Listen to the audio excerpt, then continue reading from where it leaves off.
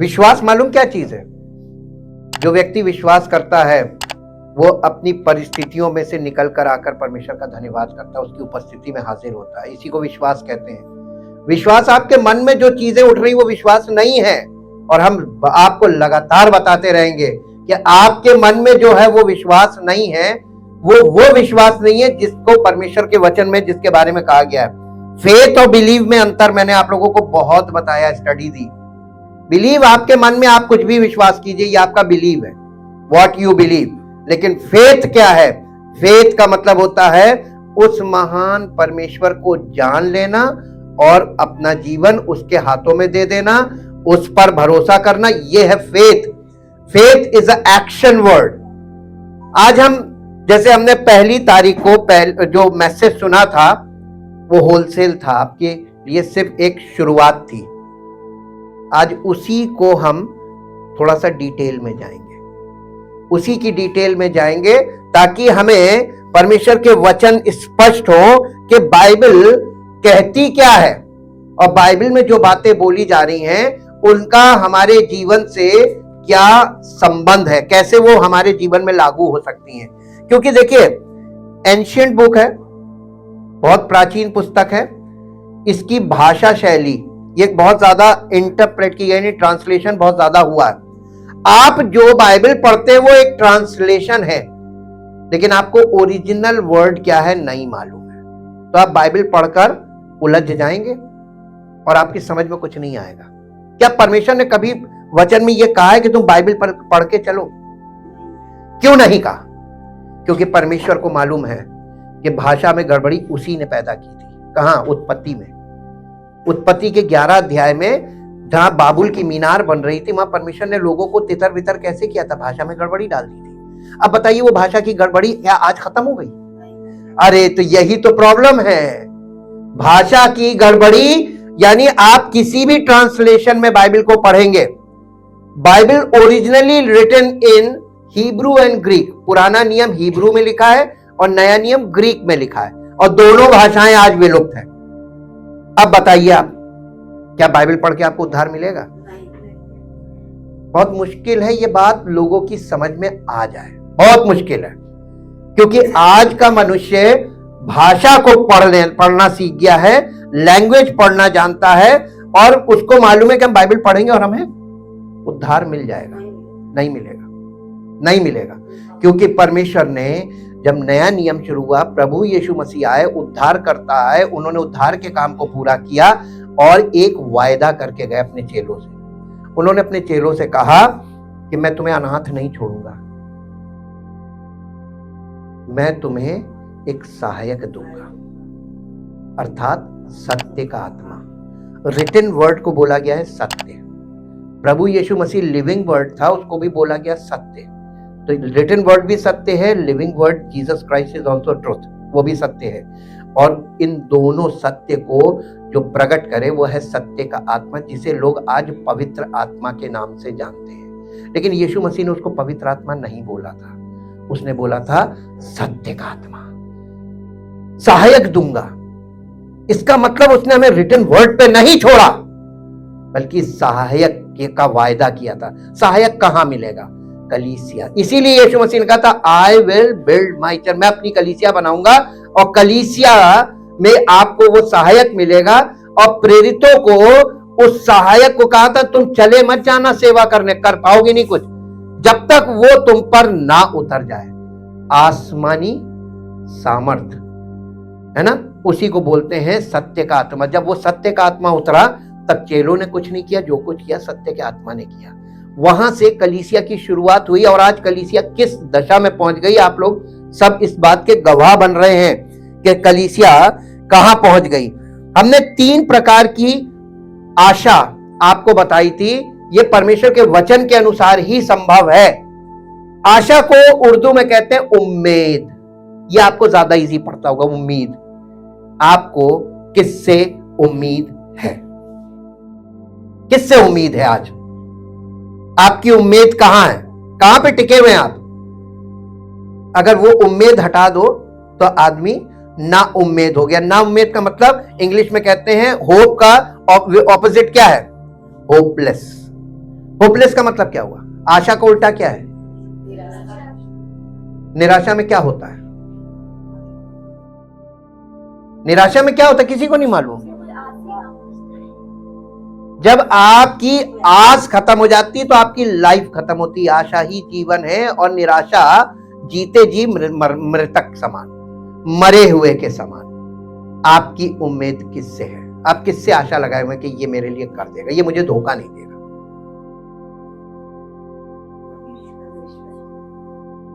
परमेश्वर को कैसे जानते हैं आप? ये बहुत बड़ी चीज है। इस साल आपको यही बताएंगे कि आप लोग शब्द पकड़ लिया है परमेश्वर, प्रभु यीशु मसीह, लेकिन जानता कोई नहीं। मालूम कैसे? आपका उसके साथ रिश्ता कायम होना चाहिए और वो रिश्ता साबित होगा कि हाँ, यीशु मसीह के चेलों को देखिए, उन लोगों ने कभी नहीं कहा, वो हमेशा कहते थे वो कर रहा है। जब यानी कोई आश्चर्य कर्म होता था क्या कहते थे? हमने नहीं किया, ये प्रभु ने किया है। आजकल के लोग क्या कहते हैं? मेरी दुआ से हुआ, मैंने ये प्रार्थना की, मैंने फास्टिंग प्रेयर की, तुमने किया तो फिर तुम करो। तो कहां जानते परमेश्वर को? कोई नहीं जानता, कोई नहीं, और जान भी नहीं सकता। इस साल में आपको, इसी महीने में हम अब स्टडी कल से शुरू है, कल से स्टडी शुरू है। अब आपको पता चलेगा कि परमेश्वर को आप कितना जानते हैं और क्यों नहीं जानते हैं, कैसे जानेंगे, ये सारे प्रश्न उसमें आएंगे। आज मैं आपके साथ शेयर करूंगा कि ना उम्मीदी, संसार में सब लोग ना उम्मीद है, किसी के पास उम्मीद नहीं है। उम्मीद का मतलब क्या होता है मालूम है? भरोसा रखना, टेक लगाना, किसी पे टिक जाना। कैसे? बच्चों को अपने माँ बाप से क्या होती है? उम्मीद होती है। और माँ बाप के बाद बच्चों को पता चले कुछ नहीं छोड़ गए, तब क्या होता है? यार हम तो सोच रहे थे कि हमारे लिए कुछ करके जाएंगे, तो चले गए, अब हम अनाथ हो गए। अनाथ का मतलब क्या होता मालूम है? बेसलेस हो जाना, बेसलेस हो जाना। ये बहुत भयानक दशा है, आपकी मनोदशा बिगड़ जाएगी अगर आप बेसलेस हो गए। और इसी प्रकार से बच्चे, माँ बाप को अपने बच्चों से बड़ी उम्मीद होती कि नहीं होती? लेकिन बच्चे अगर माँ बाप को धोखा दे दें तो क्या होता है? फिर माँ बाप का दुख कोई मिटा नहीं सकता, कोई दुनिया की ताकत आपको, उनको कोई कितनी भी खुशी दे दे, लेकिन बच्चों ने जो उनको धोखा दिया, वो उनके अंदर फिर खुशी नहीं आ सकती, उनके अंदर फिर कभी भी आप उनको खड़ा नहीं कर सकते। वह एक ऐसी मनोदशा हो जाएगी। और ना उम्मीदी इस समय संसार में बढ़ती जा रही है, और उसका कारण है लोगों के पास भरोसे का कोई मजबूत जरिया नहीं है। इसलिए मेरे साथ एक पद निकाल के पढ़िए जो आपको मिलेगा, इफिसियों की पत्री उसका 2 अध्याय और उसका 12 पद। इफिसियों की पत्री 2 अध्याय और उसका 12 पद। पहले हिंदी में, देन इन इंग्लिश, फिर इंग्लिश में पढ़ेंगे। तुम लोग उस समय मसीह से अलग, ये अन्य जातियों के लिए बोला गया है। तुम लोग उस समय, किस समय? जब परमेश्वर ने इजराइल द नेशन को बनाया, इजराइलियों को मिस्र से निकाला, उनको एक राष्ट्र बनाया और उनको लाल समुद्र पार करा के वो प्रॉमिस लैंड तक पहुंचाया। तुम लोग उस समय, यानी उस समय अन्य जाति थी, कहा थी संसार में, इसी संसार में, लेकिन उस समय तुम लोग उस समय मसीह से अलग और इजराइल की प्रजा के पद से अलग किए हुए और प्रतिज्ञा की वाचाओं के भागी ना थे, और आशाहीन और जगत में क्या थे? ये टोटल अन्य जाति ईश्वर रहित थी। क्या आज नहीं है? आज भी वही है। कहां जानते परमेश्वर को? कौन जानता है? ये प्रश्न मैं नहीं उठा रहा हूं, ये परमेश्वर का वचन हम लोगों को जगा रहा है कि तुम धोखे में ना रहना। झूठी आशा और ना आशा का ना होना एक अलग बात है, और झूठी आशा में फंस जाना ये उससे भयानक बात है। फिर तो आप यानी आसमान से गिरे तो फिर फायदा क्या हुआ? ना इधर के रहे ना उधर के रहे, बीच में अधर में लटक गए, है ना। आज आप लोग ध्यान से देखिएगा कि आप कहां पर लटके हैं। या तो आप निराशा में हैं या आप झूठी आशा में हैं, लेकिन सच्ची आशा तक अभी कोई क्यों। और कहते हैं परमेश्वर को जानते प्रभु यीशु, अरे तुमने बाइबल पढ़ ली, शब्द पढ़ लिए, तुमने सोच लिया कि हम जान गए। हाँ, चरित्र तुम्हारा बताता है, तुम्हारा व्यवहार बताता है, तुम्हारे सारे एक्शंस बोल रहे हैं कि तुम उसको नहीं जानते। कभी झूठ मत बोलो, कभी झूठ मत बोलो, हमेशा सच बोलो। और परमेश्वर के भवन में आने की आवश्यकता इसलिए है ताकि तुम उसको नहीं जानते हो ये भी समझो, और कैसे जानोगे वो तुम्हारे जीवन में जब तक इंटरफियर ना करे कोई नहीं जानता। वो अपनी गवाही तुम्हारे जीवन में आकर देगा, तुम नहीं दे सकते। यहां खड़े होकर जो लोग गवाही देते हैं ना, ये तो परमेश्वर की सामर्थ का अनुग्रह के द्वारा जो वो करता है, हम वो चर्चा कर रहे हैं, उसकी महिमा कर रहे हैं। लेकिन हम परमेश्वर को तब भी नहीं जानते हैं, क्योंकि आप जो गवाही दे रहे हैं वो बहुत छोटी छोटी है, फिजिकल है। अभी आपके जीवन से वो गवाही नहीं निकल रही है जो बड़ी है और जो परमेश्वर देता है आपके जीवन से, कि I am here, my spirit dwells in him, मेरा आत्मा उनमें वास करता है। ये गवाही है सच्ची। अब देखिए, तुम उस समय जी तुम लोग उस समय मसीह से अलग और इजराइल की प्रजा के पद से अलग किए हुए और प्रतिज्ञा की वाचा के भागी ना थे और आशाहीन और जगत में ईश्वर रहित थे। आपको मालूम है, होपलेस, ईश्वर रहित, ना उम्मीदी का मतलब है नो गॉड, गॉडलेस। अब आप बताइए कितने लोग परमेश्वर सहित हैं, कितने मसीह में हैं। अभी तक आपने सिर्फ शब्द सुना है मसीह में। आप सोचते हैं हम चर्च में आते हैं हम मसीह में हैं ना। मसीह में का ही तो मतलब आपके जीवन से ही बताएगा कि मैं इसमें हूं, सब में नहीं हूं। और जिसमें वो है उसमें कभी निराशा नहीं दिखेगी, चाहे परिस्थिति कैसी भी आ जाए, वो कभी निराश नहीं होता है।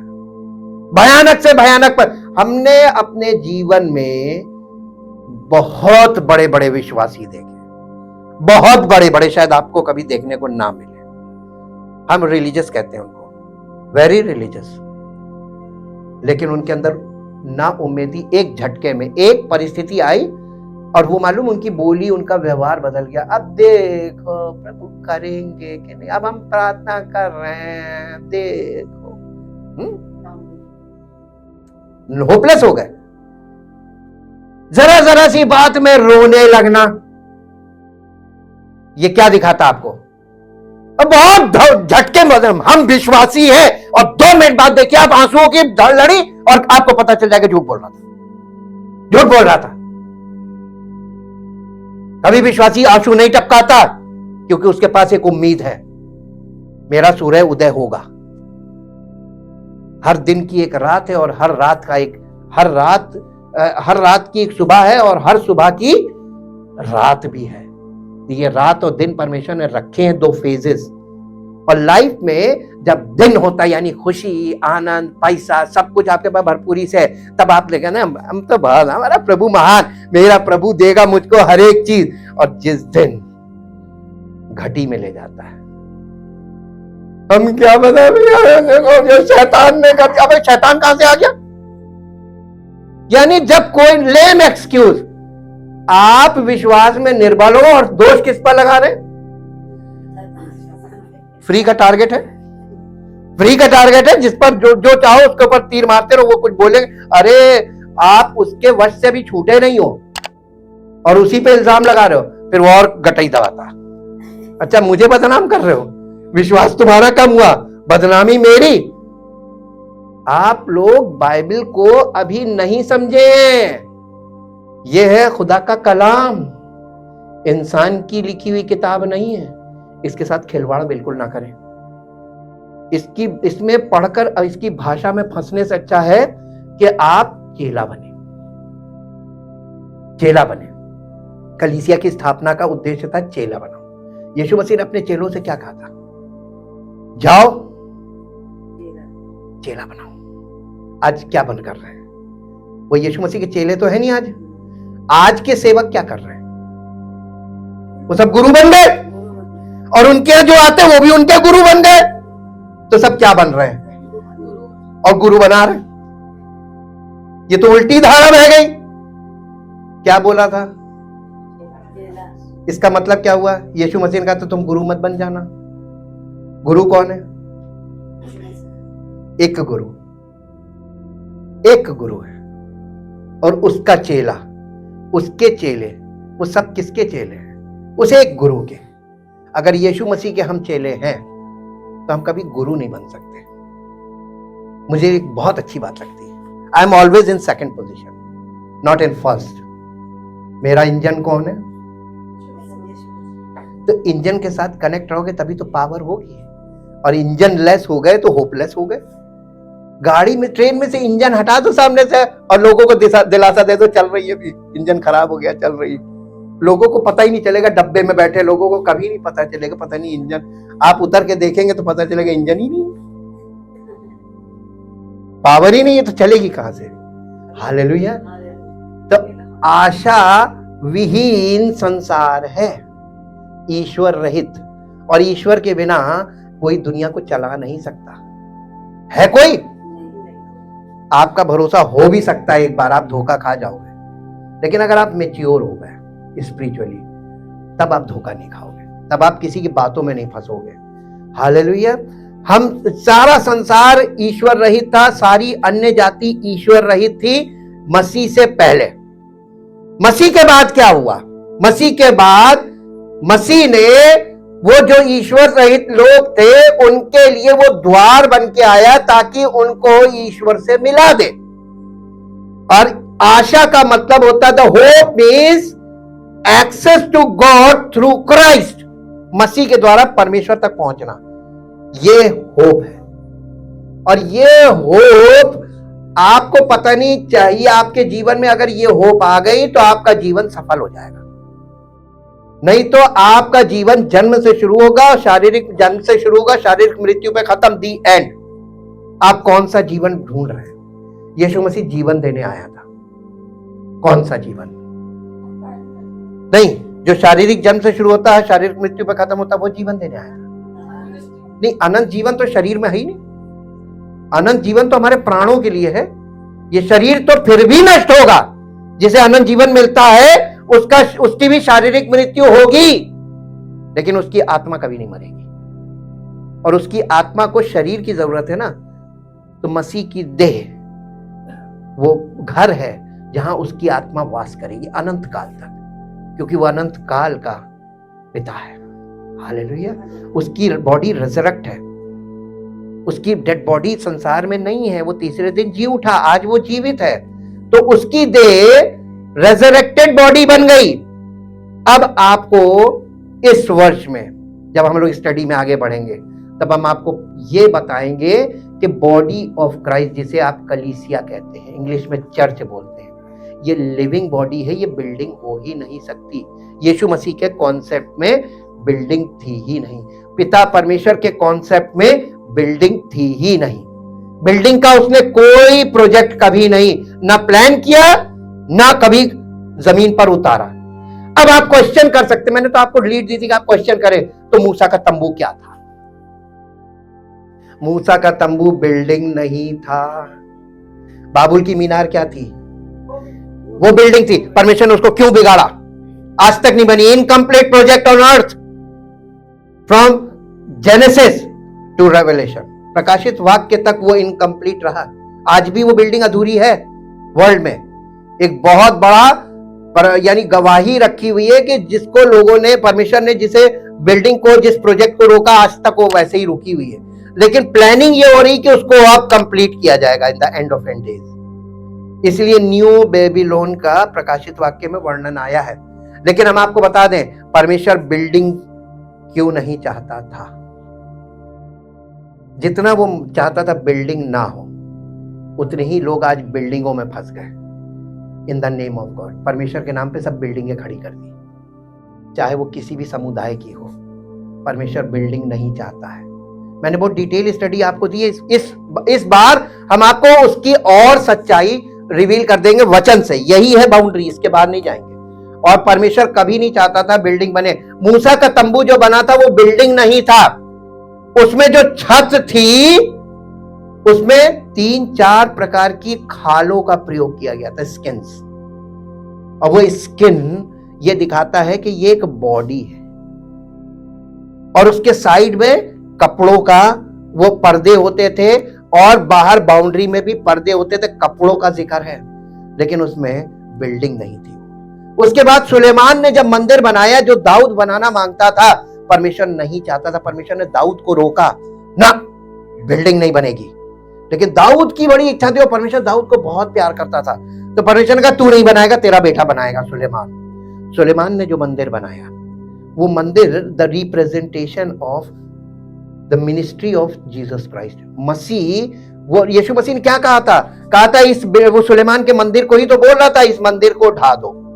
जैसे चेले कह रहे थे 46 वर्ष बने इसे बनाने में, भव्य मंदिर, सोने से मढ़ा हुआ, और यीशु मसीह कैसे ढा दो, मैं इसे 3 दिन में खड़ा करूंगा। वहीं पर लिखा हुआ है, वो अपनी देह के मंदिर के विषय में कह रहा था। तो सुलेमान का मंदिर किसको दिखाता है? प्रभु यीशु मसीह को। जब प्रभु यीशु मसीह आ गया तो उस मंदिर को, जो फिजिकल टेंपल था, उसको डिस्ट्रॉय किया कि नहीं किया? टाइटस ने सन AD 77 में उसको आग से जला दिया था। आज तक वहां पे वेलिंग वॉल बनी हुई है, एक ऐसी दीवार जिस पर यहूदी लोग जाके विलाप करते हैं। ऐसे हिस्ट्री पढ़िए, वर्ल्ड हिस्ट्री पढ़िए, देखिए, सब कुछ प्रमाण रखे हुए हैं, तब आपको यह समझ में आएगी परमेश्वर क्या चाहता था, बिल्डिंग नहीं चाहता था। आज लोग कहां फंसे हुए हैं? Where is the body of Christ? मसीह की देह कहां है? कलीसिया नहीं, बिल्डिंग। फिर बिल्डिंग में लोग क्यों फंसे हुए? हाँ, ये कॉन्सेप्ट है, दृष्टिकोण है, और मनुष्य भाषा के चक्कर में दृष्टिकोण में फंस गया। लेकिन उम्मीद वहां भी नहीं मिलेगी। उम्मीद तो उसके पास है, और वो प्रभु है, बिल्डिंग नहीं है। बिल्डिंग और प्रभु में अंतर है, इस बात को याद रखिए। एक और पद पढ़िए, मत्ती रचित सुसमाचार 7 अध्याय उसका 21 पद। मत्ती रचित सुसमाचार 7 अध्याय 21 पद। यस, मत्ती 7:21। जो मुझसे यीशु मसीह कह रहे हैं, जो मुझसे हे प्रभु कहता है, उनमें से हर एक स्वर्ग के राज्य में नहीं करेगा। लो, जितने लोग हे प्रभु कर रहे हैं, आपको धक्का लगना चाहिए, नहीं प्रवेश करेंगे। क्यों? रीजन सुन लीजिए, आगे पढ़िए। परंतु केवल वही प्रवेश करेगा। तो आपको हे प्रभु करने से अच्छा है कि स्वर्गीय पिता की इच्छा मालूम करो और उसके अनुसार चलो, परमेश्वर के वचन के अनुसार चलो। गाइडेंस चाहिए ना। इसका मतलब प्रभु यीशु मसीह लोगों को यह समझा रहे थे कि हे प्रभु करने वाला व्यक्ति स्वर्ग के राज्य में प्रवेश नहीं पाएगा। लेकिन स्वर्ग के राज्य में अगर प्रवेश करना चाहते हो तो पिता की इच्छा पर चलो, जो कि असंभव है। उसके लिए तुम्हें कलीसिया में जाकर चेला बनना। क्या चेला बनने को तैयार है? कितने लोग चेला बनना चाहते हैं? नए साल में आपको एक नया काम करना पड़ेगा, नए जीवन चाहिए, नए चैलेंज है इस नए साल में।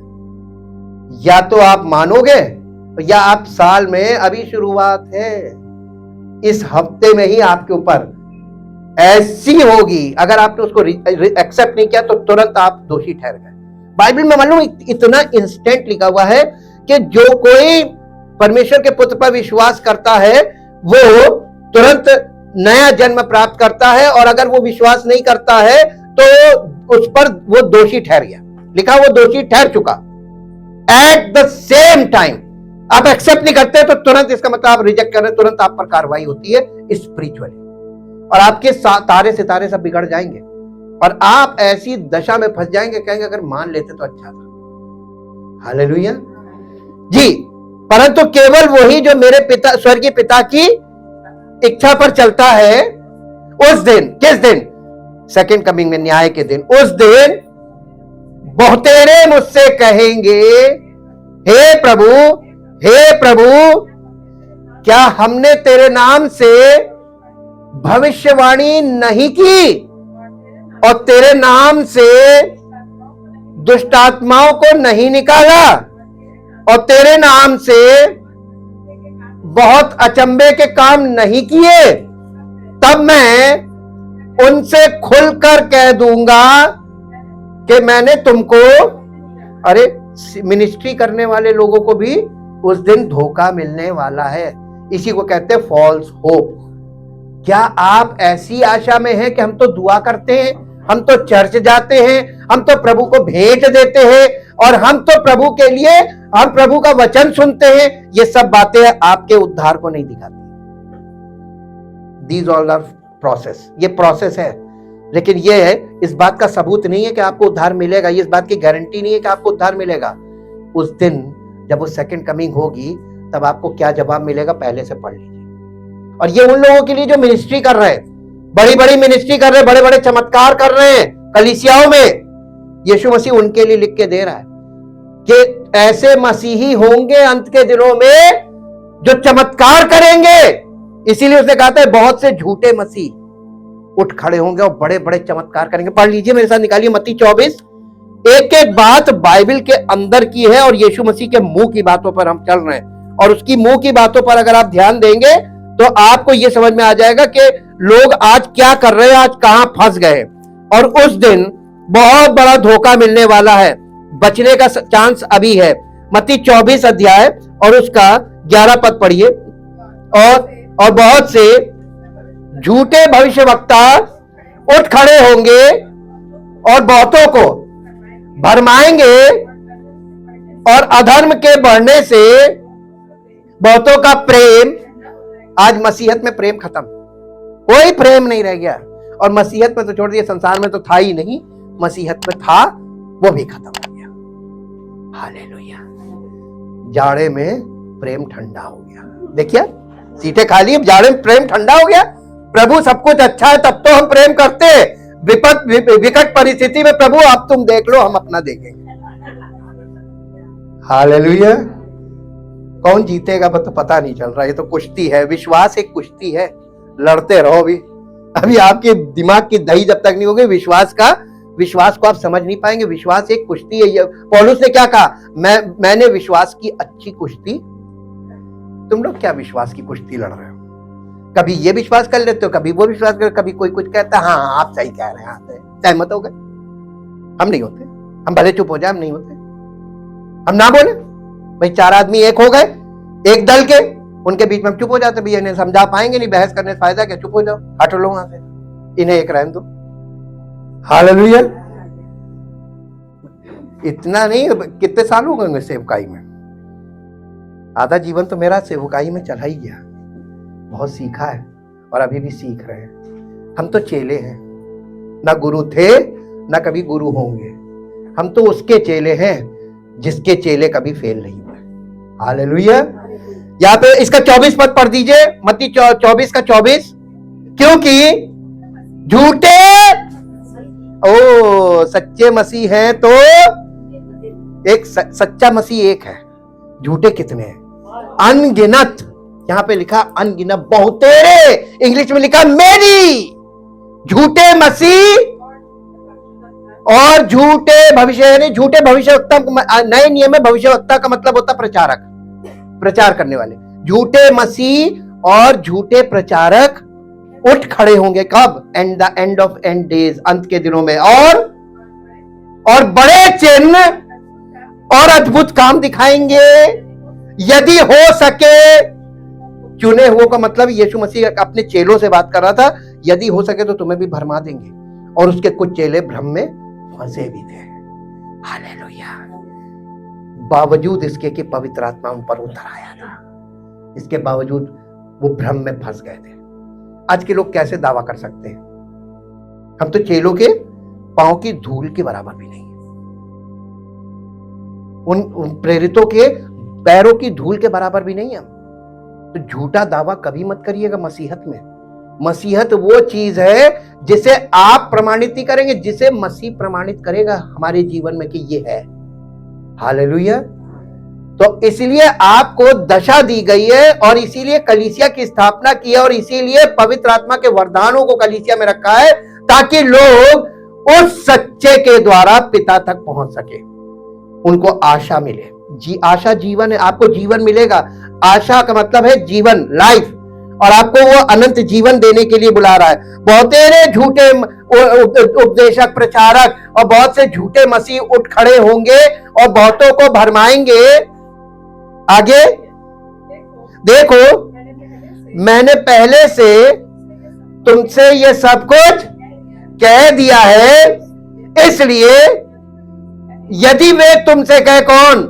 झूठे मसीह, झूठे प्रचारक, यदि वे तुमसे कहें, देखो वो जंगल में हैं, उनके फॉलो मत कर लेना उनको। आज लोग किसको फॉलो कर रहे हैं? मसीही लोग। अरे उधर चलो, उधर, अरे उधर चलो, किसको फॉलो कर रहे हो? और कहते बाइबल पढ़ लेते हैं। कौन सी पढ़ रहे हो? कौन सी पढ़ रहे हो? बाइबल के भी बहुत वर्जन निकल आए हैं। हालेलुया। अब आप देखिए, यहां पर आपको पता चल जाएगा, लोग यानी आशा रहित संसार में से जब अन्य जाति कलीसिया में आ रहे हैं, अच्छी बात है, लेकिन उनको यहां पे सच्ची आशा मिल रही है, यहां प्रभु मिल रहा है कि झूठी आशा? झूठी आशा। सच्चा प्रभु आपको मिल रहा है कि झूठी आशा? आप जिस भी कलीसिया में जाते हैं वहां आपको प्रभु से मुलाकात हो रही है, यानी सेवक को काहे के लिए रखा गया है? गुरु का मतलब क्या होता है? गुरु का मतलब, गु का मतलब अंधकार, रू का मतलब प्रकाश, अंधकार से प्रकाश की ओर ले जाने वाला व्यक्ति, और ये एक व्यक्ति होता है। और अगर आपके जीवन में गुरु नहीं है तो आपका कभी सुबह नहीं होगी और आपको कभी कोई आशा, प्रभु नहीं मिलेगा। डिग्रियां प्राप्त कर लो, नकल टीप के, आजकल तो नकल से सब कुछ संभव है। हालेलुया। एक और देखिए, मेरे साथ एक पद निकालिए जो आपको मिलेगा रोमियो की पत्री, रोमियो की पत्री और उसका 15 अध्याय, रोमियो की पत्री उसका 15 अध्याय, उसका 13 पद पढ़िए। हिंदी देन इन इंग्लिश जी। सो परमेश्वर कौन है? आशा देने वाला। अब लोगों के पास आशा क्यों नहीं है बताइए? परमेश्वर तक पहुंची ही नहीं है तो आशा कहां से? आशा देने वाला कौन? तो आप परमेश्वर तक पहुंचेंगे कैसे?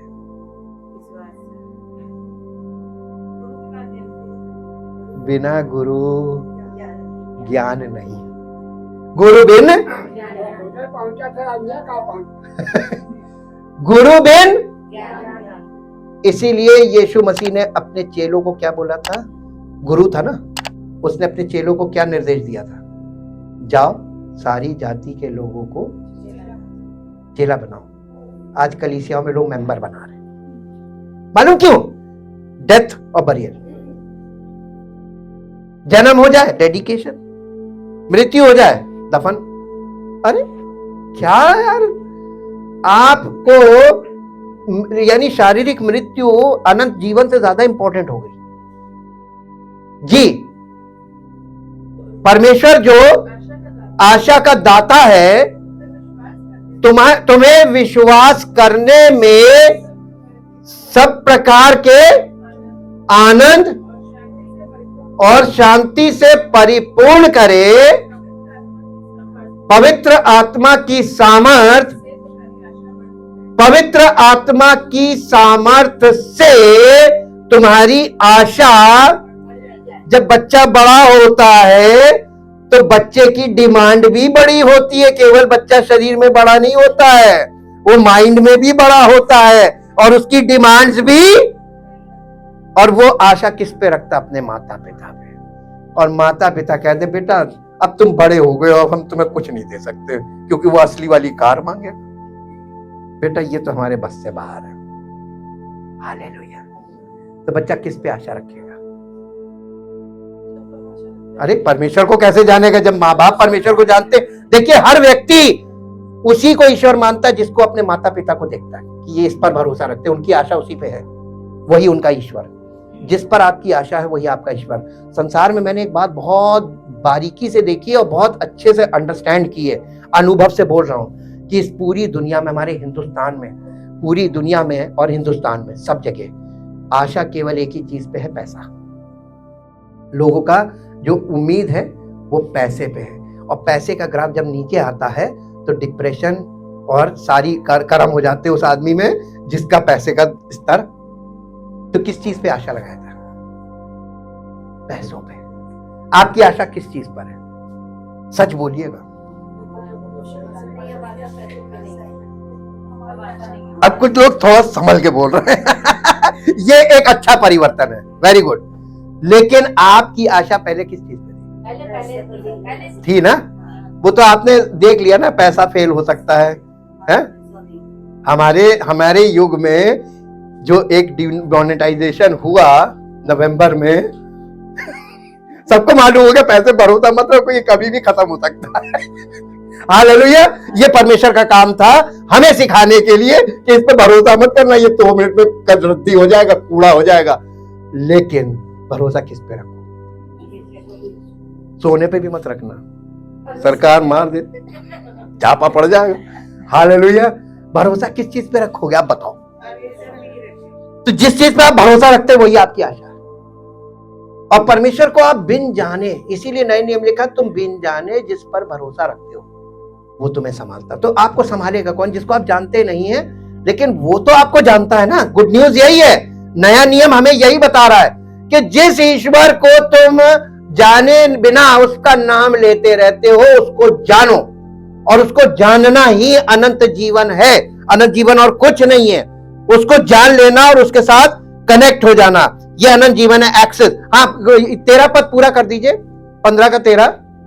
पवित्र आत्मा के द्वारा, हाँ, पवित्र आत्मा की सामर्थ्य से तुम्हारी आशा। इसका मतलब केवल आशा रखनी नहीं है, आशा को तो बाइबल स्टडी काहे के लिए होती है? ताकि आपकी आशा बढ़ती जाए। जब आप प्रोग्रेशन में आगे बढ़ेंगे तभी तो आशा बढ़ेगी। अब आप विश्वास करें प्रभु है, एक प्रभु है। कितने लोग ये विश्वास करते हैं एक प्रभु है जिसने सृष्टि को बनाया? सब लोग करते हैं ना? ये केवल आप ही लोग नहीं करते, इस संसार में बाहर भी सब लोग करते हैं। इवन दुष्ट आत्माएं भी विश्वास करती। मेरे साथ निकाल के पढ़ दीजिए, कोई जन पढ़ दे मेरे लिए। याकूब की पुस्तक, याकूब की पत्री, उसका 2 अध्याय का 19 पद, 2 अध्याय 19 पद, याकूब 2:19। तुझे विश्वास है कि एक ही परमेश्वर है, तो अच्छा करता बताइए कौन सी जाति ऐसी होती है जिसको यह विश्वास नहीं कि एक ही परमेश्वर है? एवरीबडी बिलीव एक ही परमेश्वर है। ऑल, जो विश्वास सब लोग रखते हैं, जो जनरल विश्वास है कि एक ही परमेश्वर है, यह विश्वास तो यानी दुष्ट आत्माओं को भी है। अब बताइए आपके विश्वास में और दुष्ट आत्मा के विश्वास में क्या अंतर है?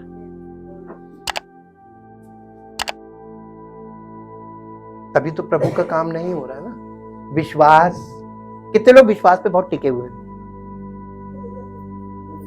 नहीं, लेकिन हम विश्वास की, ये बाइबल बोल रही है, हम नहीं बोल रहे। This is not my word, this is the word of God.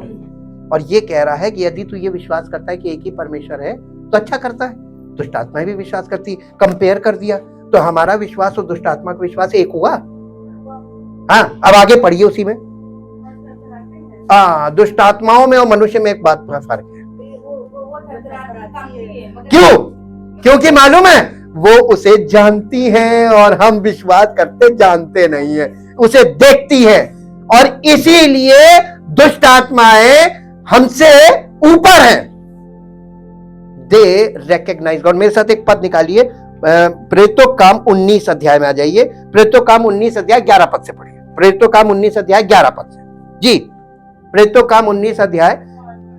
और परमेश्वर पौलुस के हाथों से सामर्थ के अनोखे काम दिखाता था, यहां तक कि रुमाल और अंगोछे उसकी देह से छुलवा कर बीमारों पर डालते थे और उनकी। अच्छा, पौलुस प्रार्थना नहीं करता था, बीमारों के लिए प्रार्थना नहीं करता था।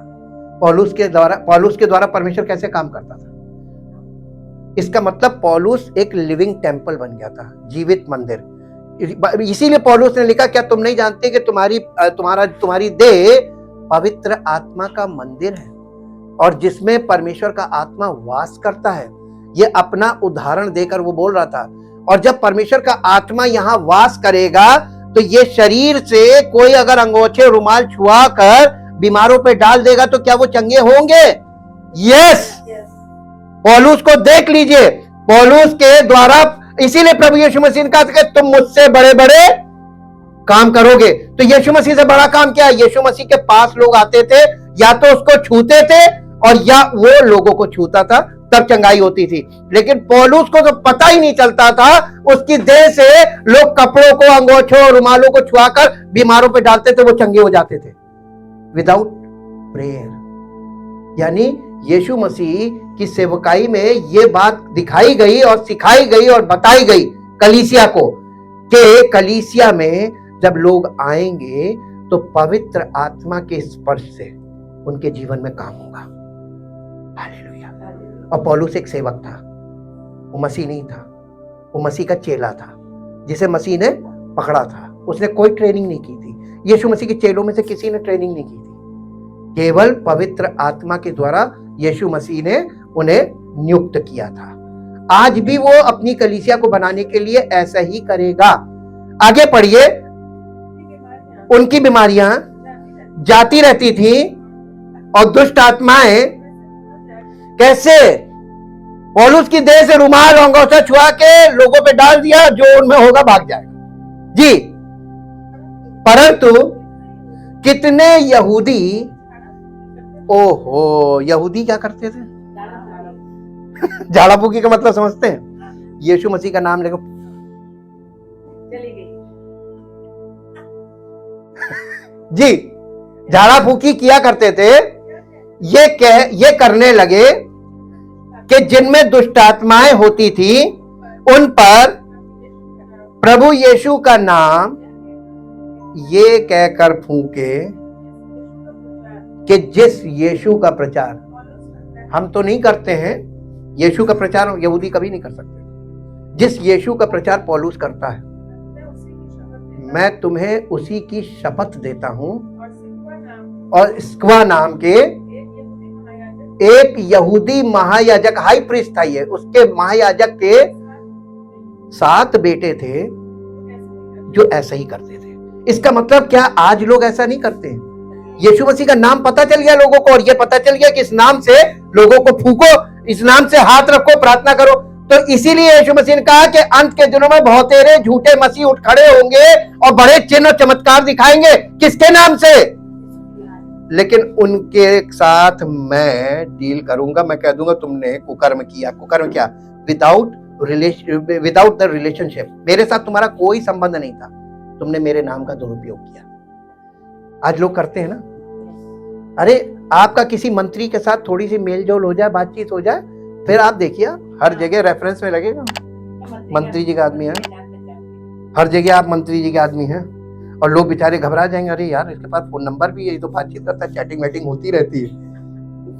सूखी रंगबाजी। क्या मसीहत में यही नहीं हो रहा?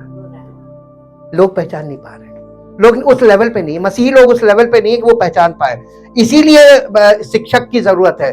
लेकिन वो स्क्वा महायाजक के 7 बेटे यही करते थे कि ये पौलुस उस यीशु का नाम से, वो लोग उनको कसम देते थे कि पौलुस जिसका प्रचार करता है उसके नाम से तुम्हें आज्ञा देते हैं कि इसमें से निकल जाओ। आगे पढ़िए।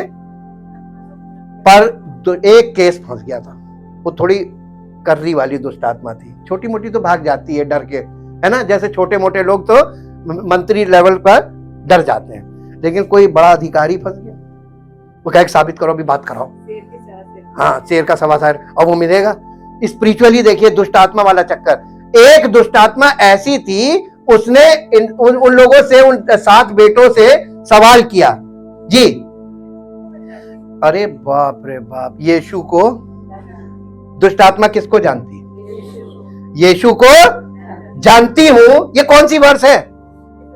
15 है ना, बहुत ध्यान रखिएगा जी।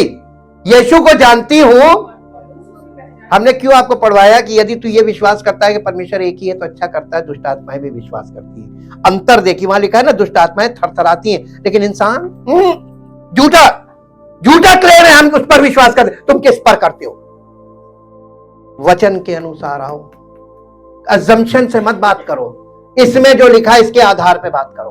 उसने, दुष्ट आत्मा ने कहा, यीशु को मैं जानती हूं, ओ मैं सेवक को भी पहचानती हूं। दुष्ट आत्माएं किसको? देखिए, यीशु को जानती हैं सारी दुष्ट आत्माएं, और सच्चे सेवक को पहचानती हैं। ये दोनों अलग चीज है, जानना और पहचानना जी। परंतु तुम कौन हो? नाम तो तुम ले रहे हो ना, निकलने की आज्ञा तुम दे रहे हो, तुम कौन हो जी? और उस मनुष्य ने, जिसमें दुष्ट आत्मा थी, उन पर लपक कर, उन्हें वश में लाकर उन पर ऐसा उपद्रव किया, वे नंगे और घायल होकर उस घर से निकल कर भागे। ये टेस्टिंग हो गई थी। सच्चे, तुम सच्चे सेवक हो गए, दुष्ट आत्मा वाले केस में तुम्हारी टेस्टिंग हो जाएगी। और अगर सच्चे नहीं होगे तो दुष्ट आत्मा तुमको चेक कर लेगी। देखिए, यीशु मसीह जब पवित्र आत्मा से भरा, उसके ऊपर परमेश्वर का आत्मा उतरा। आप देखिएगा, शुरुआत में वो पानी में से ऊपर आया और देखो आकाश उसके लिए खुल गया और परमेश्वर का आत्मा उस पर उतरा और ये आकाशवाणी हुई, ये मेरा प्रिय पुत्र है जिससे मैं अत्यंत प्रसन्न हूं। और उसके बाद यीशु मसीह को वो पवित्र आत्मा या परमेश्वर का आत्मा उसको लेके कहा गया जंगल में। किसके पास? शैतान के पास। और शैतान ने उससे क्या कहा? यदि तू परमेश्वर का पुत्र है तो, अगर है तो ये कर दे। आश्चर्य करने को बोल रहा था। यीशु मसीह ने उस शैतान के हर बात का जवाब रिटन वर्ड से दिया। उसने कहा लिखा है, लिखा है। जब शैतान ने देखा कि ये वर्ड से बात कर रहा है, तो शैतान ने भी वर्ड से बात की है और उसने कहा अपने आप को नीचे गिरा दे, क्योंकि तेरे विषय में ये लिखा है कि वो अपने दूतों को आज्ञा देगा कि वो तुझे हाथों हाथ उठा ले ताकि तेरे पांव को पत्थर से ठेस ना लगे। तो यीशु मसीह को पता चल गया शैतान वचन भी जानता है।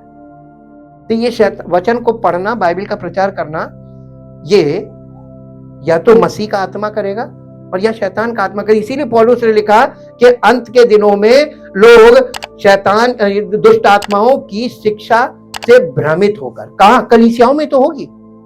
बाइबल से प्रचार कलीसियाओं में हो रहा है ना, लेकिन आत्मा कौन सी है? इसीलिए लिखा हुआ है।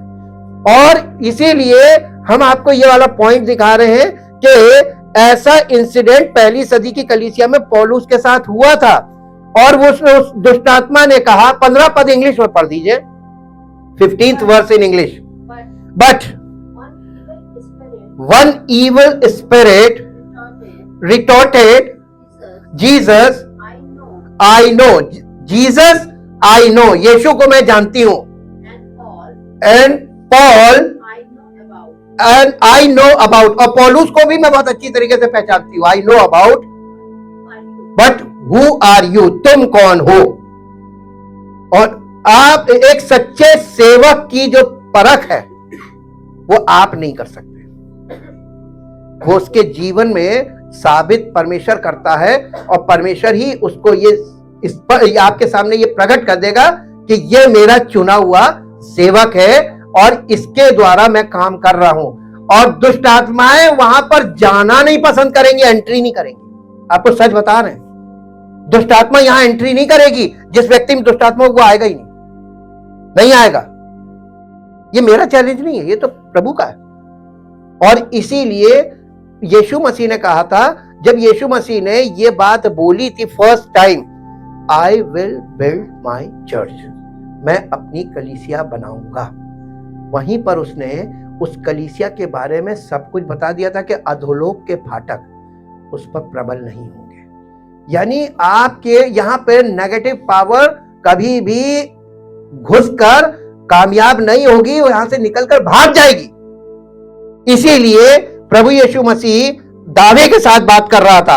अब देखिए, एक पद और निकालिए जो आपको मिलेगा अय्यूब की पुस्तक में। आइए, अय्यूब की पुस्तक 14 अध्याय और उसका 7 पद पढ़िए। अय्यूब की पुस्तक 14 अध्याय भजन संहिता से पहले है। वृक्ष के लिए तो वृक्ष को तो आशा, देखिए हार्डवेयर में पढ़िए, सॉफ्टवेयर में थोड़ी प्रॉब्लम आ रही है, लैंग्वेज प्रॉब्लम है। वृक्ष के लिए तो आशा रहती है, वृक्षों के पास आशा रहती है। मालूम क्या आशा? आगे पढ़िए।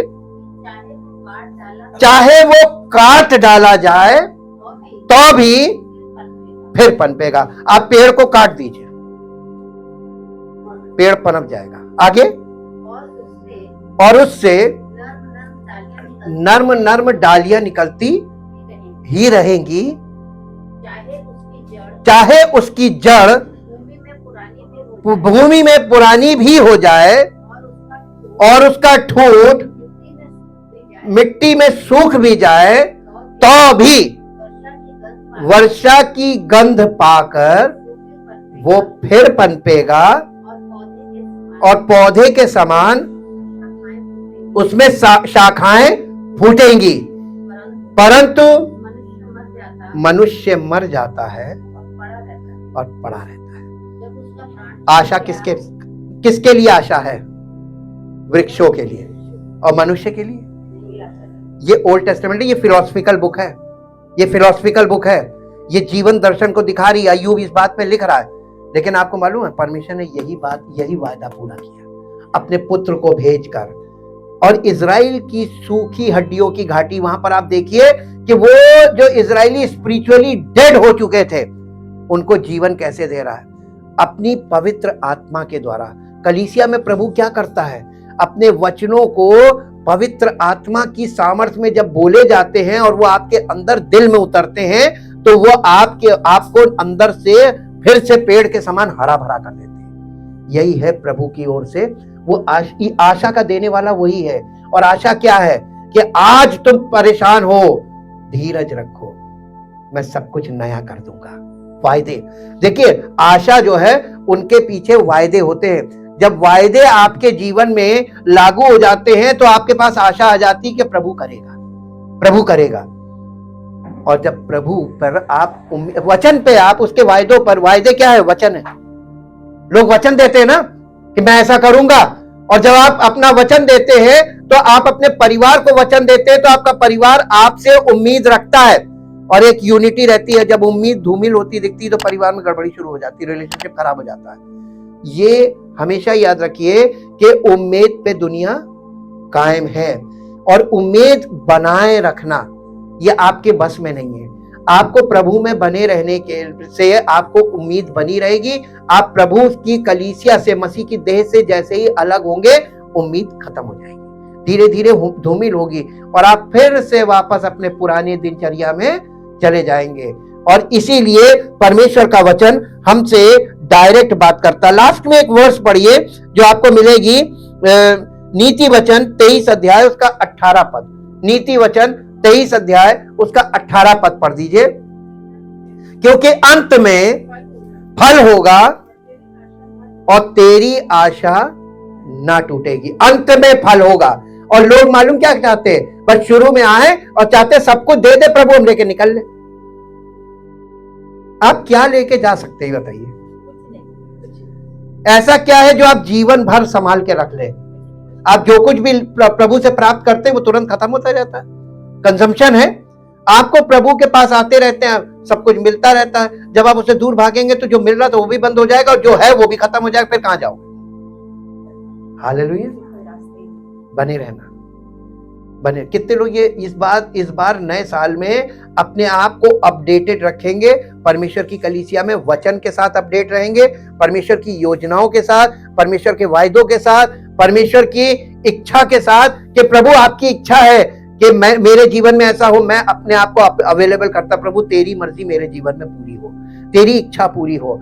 हम लोग गीत तो बड़े भाव से गाते हैं कि तेरी इच्छा पूरी हो जाए, हाथों में तेरी ये जीवन, लेकिन अपना जीवन उसके हाथों में कभी भी नहीं छोड़ते हैं। अपनी युक्ति बुद्धि सब चलाते रहते हैं, और यही गलत है। धोखा दे रहे हैं, आप अपने आप को धोखा दे रहे हैं, उसको कोई दे नहीं सकता। और वो ऐसे लोगों को ताड़ता रहता और धीरे धीरे साइड ट्रैक करता है। इसको चलने दो, ये अपनी जितना अपने बल पे जाएगा मैं इसको किनारे करता रहूंगा। और जितना आप प्रभु के बल पे आते रहेंगे, प्रभु आपको, अडॉप्शन है ये, अडॉप्शन। इसीलिए पौलुस इफिसियों की पत्री में ये बात लिख रहा है कि तुम जो पहले अलग थे, अब मसीह के कारण पास आ गए हो, पिता के पास आ गए हो। अन्य जातियों को वो पिता तक पहुंचा रहा है। होप का मतलब होता है the real meaning of hope according to new covenant. Hope means access to God through Christ, मसीह के द्वारा परमेश्वर तक पहुंचना। ये आप इसको शुरू में अगर आप पढ़ेंगे 2 अध्याय के ऊपर, बाइबल में 2 अध्याय के ऊपर एक हेडिंग पड़ी हुई है, उस हेडिंग को कोई मेरे लिए पढ़ दे, वहां पे क्या लिखा हुआ है। वहां रिलीजन नहीं है। इफिसियों की पत्री 2 अध्याय ऊपर एक हेडिंग है, नहीं, इफिसियों की पत्री के 2 अध्याय के ऊपर एक हेडिंग पड़ी हुई है, मृत्यु से, हाँ, ये मृत्यु से, आत्मिक मृत्यु से अनंत जीवन की ओर, ये हेडिंग है। मृत्यु से जीवन की ओर लिखा है, ये आत्मिक मृत्यु से अनंत जीवन की ओर, उसके संदर्भ में ये बात लिख रहा है वो। और कलीसिया को ये गुड न्यूज आज मिल रही है कि प्रभु ने हमारे लिए एक द्वार बनाया अपने पुत्र प्रभु यीशु मसीह के द्वारा, और उस द्वार से आपको प्रवेश मिलेगा। और यहां जमीन पर उसने अपना एक बंदा नियुक्त किया, और उसके द्वारा ये संदेश आप तक पहुंचे, ये सच्चाई आप तक पहुंचे कि आप परमेश्वर तक कैसे पहुंच सकते हैं। आपको आशा देने वाला तो परमेश्वर ही है, और आपकी आशा कभी टूटेगी नहीं अगर आपकी आशा परमेश्वर पर है। Thank you, thank you, thank you Lord. कितने लोग परमेश्वर क्या मालूम है? परमेश्वर दो बातों से, परमेश्वर प्रेम है, परमेश्वर आत्मा है, परमेश्वर ज्योति है, परमेश्वर सच्चाई है, परमेश्वर सब कुछ है। और परमेश्वर मालूम क्या है? परमेश्वर वचन है, वचन है, और वचन के बिना आप परमेश्वर को नहीं जान सकते। कलाम मुजस्सम हुआ, उर्दू में लिखा है, हिंदी में लिखा है वचन देहधारी हुआ, इंग्लिश में लिखा है द वर्ड बिकेम इनकार्नेट। परमेश्वर का वचन देहधारी हुआ। कौन था? प्रभु यीशु मसीह। वचन देहधारी हुआ, और उसके द्वारा हमने परमेश्वर के प्रेम को, परमेश्वर की ज्योति को, परमेश्वर की सच्चाई को उसके द्वारा जाना है। लास्ट में एक वर्ष पढ़िए जो आपको मिलेगी, यूहन्ना रचित सुसमाचार 17 अध्याय 1, 2, 3 पद। यूहन्ना रचित सुसमाचार, ये यीशु मसीह पिता से महायाजकीय प्रार्थना कर रहे हैं। यीशु ने ये बातें कही और अपनी आंखें आकाश की ओर उठाकर कहा, हे पिता, वो घड़ी आ पहुंची है, अपने पुत्र की महिमा कर, कि पुत्र भी तेरी महिमा करे, क्योंकि तूने उसको, किसको, कितने प्राणियों पर अधिकार दिया? इसलिए पूरी दुनिया का चाहे कोई भी जाति, कोई भी भाषा वाला व्यक्ति हो, ये परमेश्वर में जातिवाद है ही नहीं। वहां पे केवल मनुष्य के लिए उसने जो काम किया है वो सब मनुष्यों तक पहुंचना है। अब लोगों का अपना अपना दृष्टिकोण है, कौन किस दृष्टिकोण से बातें करता है। तूने उसे सब मनुष्यों पर अधिकार दिया है, जिन्हें तूने उसको दिया है उन सबको, यानी पिता ने पुत्र को लोग दिए, हमें और आपको ये मसीह तक किसने पहुंचाया? पिता ने। ये ध्यान रखिएगा। और पिता ने हमें उसके कंट्रोल में कर दिया कि जिन्हें तू, हाँ, तो यीशु मसीह के द्वारा हमें अनंत जीवन मिलेगा, पिता नहीं देगा। आगे, और अनंत जीवन ये है कि वे तुझे, यानी गॉड द फादर, अद्वैत सच्चे परमेश्वर को, और यीशु मसीह को जिसे तूने भेजा है, जाने। यही अनंत जीवन है। क्या आप जान गए हैं? नहीं ना, कोई नहीं जाना अभी, तो अनंत जीवन किसी के पास नहीं है, लेकिन आप जानेंगे। हम लोग इस वर्ष में इस बात को पवित्र आत्मा के द्वारा जानेंगे। और पवित्र आत्मा कहां से बताएगा? वचन से, रिटन वर्ड से। तो इसलिए कल से स्टडी शुरू हो जाएगी और 4 बजे का टाइम होगा। Thank you, thank you, thank you Lord, thank you Jesus. जितने लोग इस वर्ष में नई चुनौतियों के लिए, नए चैलेंजेस के लिए तैयार होना मांगते हैं, क्योंकि आप अपनी शक्ति जो आपकी थी वो तो पिछले साल खत्म हो गई। आपका जो 1 साल की छुट्टियां मिलती है ना गवर्नमेंट में, वो दिसंबर में और जो बचती हैं उनका कोई हिसाब किताब नहीं होता ना नए साल से। हाँ, बस ऐसे ही है, समझ लीजिए प्रभु के राज्य में। अब आपने जो पिछले साल था गुजरी बातें खत्म हो गई, आप बढ़ पाए नहीं बढ़ पाए, क्यों नहीं बढ़ पाए, ये आपको देखना है। और अब आगे बढ़ने के लिए, नई चुनौतियों के लिए तैयार होना चाहते हैं तो कल से हम लोग 4 बजे फिर स्टडी में आएंगे। आज वो लोग जो इस बात को समझ गए हैं कि आपके जीवन में आशा है नहीं और आप निराश हो रहे हैं, परिस्थितियों में फंस गए हैं, दिक्कतें हैं, समस्याएं, ये कभी खत्म नहीं होंगी और बढ़ेंगी, इंटेंसिटी बढ़ेगी और आपकी क्षमता, आपका विश्वास कमजोर पड़ जाएगा। आपका विश्वास कमजोर पड़ जाएगा और विश्वास कमजोर पड़ जाएगा और आप निराशा की स्थिति में चले जाएंगे। क्या आप चाहते हैं कि आपका विश्वास आगे बढ़े, मजबूत हो और आपकी आशा रिन्यू हो और आपको परमेश्वर पर भरोसा बना रहे और आप दृढ़ता से कह सके मेरा प्रभु महान है और वो सब कुछ पूरा करेगा? तो अपने स्थान पे खड़े हो जाएं जो लोग ऐसा चाहते हैं। Thank you, thank you, thank you, thank you, thank you, thank you, thank you, thank you, thank you, thank you, thank you, thank you.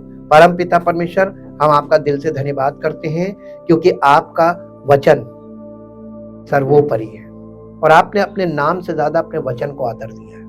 प्रभु, आप अपने वचन का बहुत आदर करते हैं और आप यही हमसे चाहते हैं कि हर एक मनुष्य परमेश्वर के वचन का आदर करे।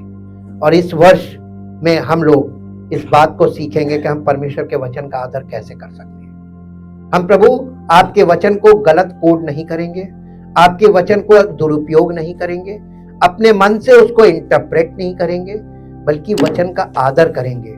और पवित्र आत्मा के द्वारा जब हमको वचन का सत्य बताया जाएगा, उस सत्य को हम अपने जीवन में लागू करेंगे ताकि हम भी आपके वचन का आदर करना सीखें और आपके वचन के आदर के द्वारा प्रभु आपकी सामर्थ्य हमारे जीवन में कार्य करे और हमें आप संभाले रहते प्रभु।